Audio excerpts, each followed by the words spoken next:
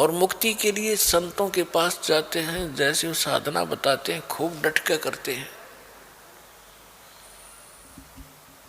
और फिर जब मृत्यु के आसार नजर आते हैं तब ये सोचे भगवान और उम्र चाहिए।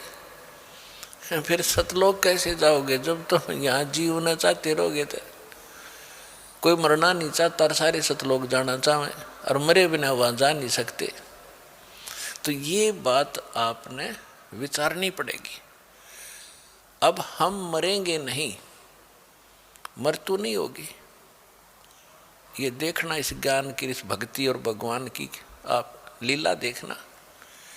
आप लास्ट में ये ज्ञान, ये भक्ति ऐसी समा जाएगी आपके नस नस में। आपको कोई न्यू कहेगा ना कि अभी सतलोक चलना है, अगजी कति त्यार बैठे, एक ऐसा भाव बनेगा आपके। और ऐसे नहीं जाओगे कि बुरा हाल होगा, मृत्यु होगी, फलाना होगा, नहीं। आपको परमात्मा दास के रूप में आएंगे और ऐसा महसूस हो गया कि गुरुजी आगे, गुरुजी आगे, और बहुत बड़ा जहाज ले रखा है।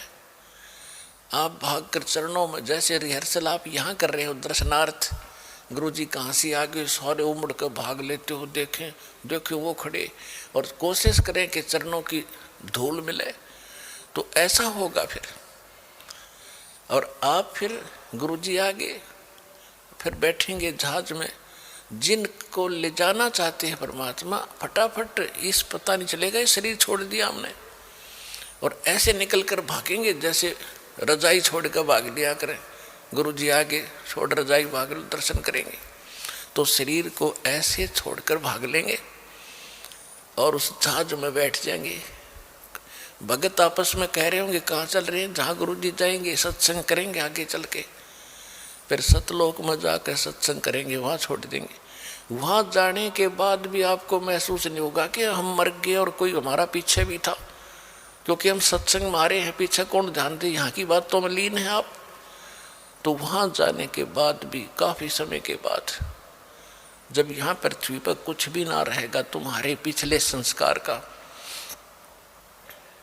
तब याद आवेगी कि हम कहाँ थे पहले रहे। और ऊपर से देखोगे ये ऐसा दिखाई देगा जैसे नरक हो या पृथ्वी उसकी तुलना में। तो ऐसे आपका यहाँ से जाना होगा। कबीर साहब कहते हैं, आए हैं सो जाएंगे ये राजा रंग फकीरे, एक विमान में चढ़ के जावे एक बांधे जात जंजीर।